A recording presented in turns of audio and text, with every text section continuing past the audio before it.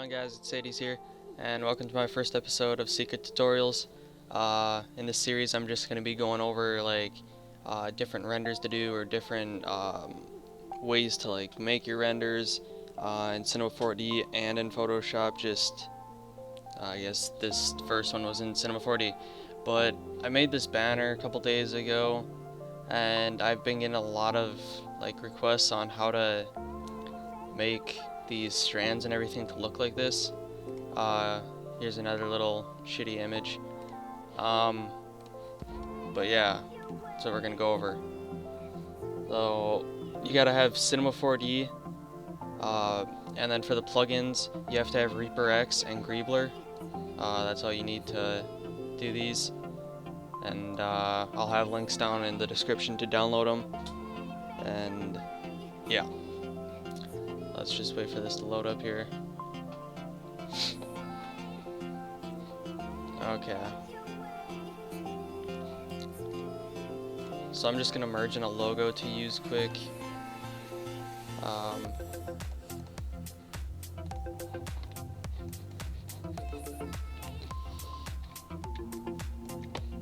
just extrude it quick.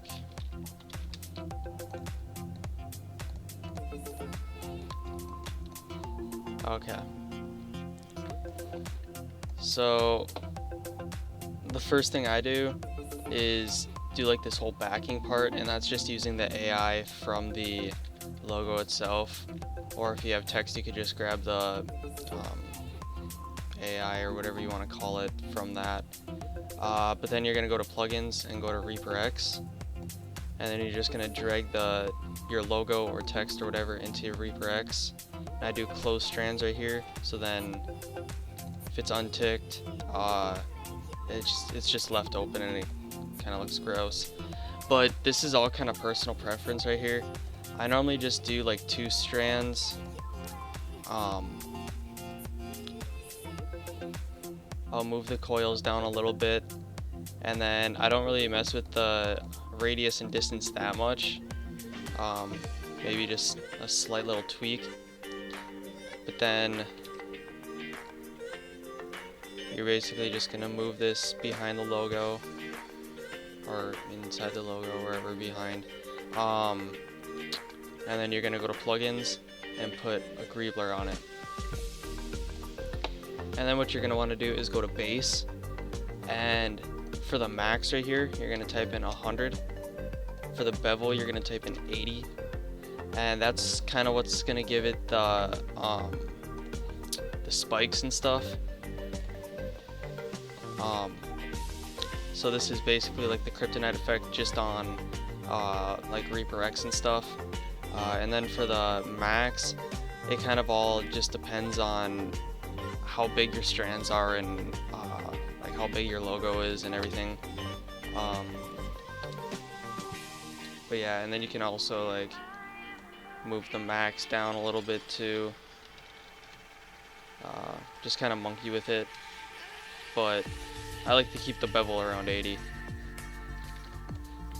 And then, just like we did before, I'm just gonna grab the spline tool, and then basically just make a line. Go to plugins, Reaper X, and I normally only use 1 strand right here, and I turn the coils down quite a ways, and I normally keep the radius and distance at 10. And then again, you're just gonna put Greebler on it, and then max around 100, bevel around 80, and then the max, I don't know, just kind of monkey with it. I know a lot of my strands, I normally do them different every time, so it's not the same thing, but you can always just monkey with it. But I'm sure you guys get the idea. And then once I have a strand right here, and another thing, if you like the size of the little spikes, you can always go to Reaper and then just turn the radius down, and then you can always turn the max up more. maybe not that much, but you get the idea. So I'm gonna keep this around like 20 probably.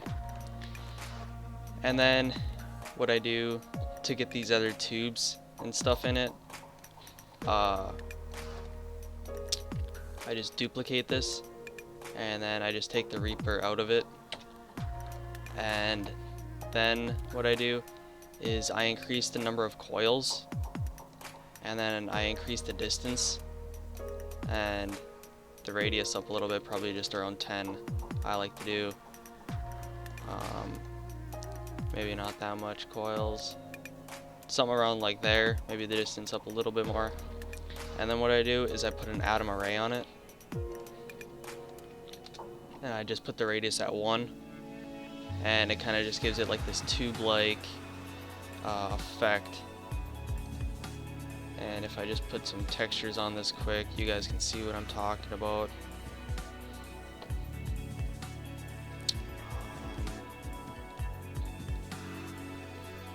Grab this one.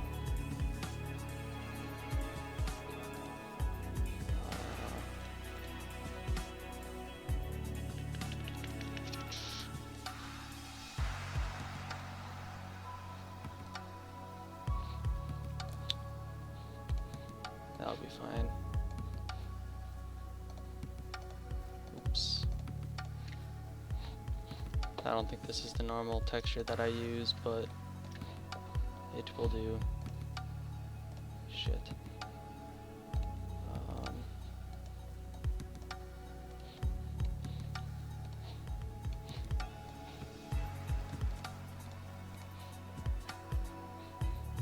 Okay. That actually looks disgusting without a Lightroom. 2 seconds.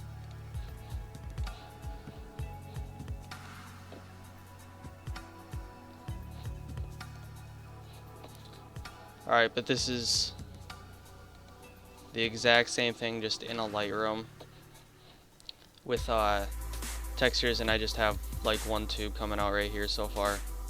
But if we just render this out quick, you guys can, oh, I guess I have more than one tube, whatever. If I just render this out quick, you guys can kind of see what the final product would look like if you have good textures in a Lightroom on it.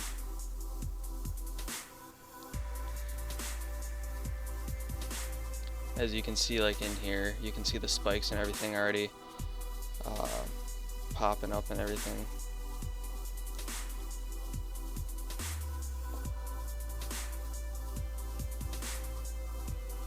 But yeah, that's pretty much the gist of it.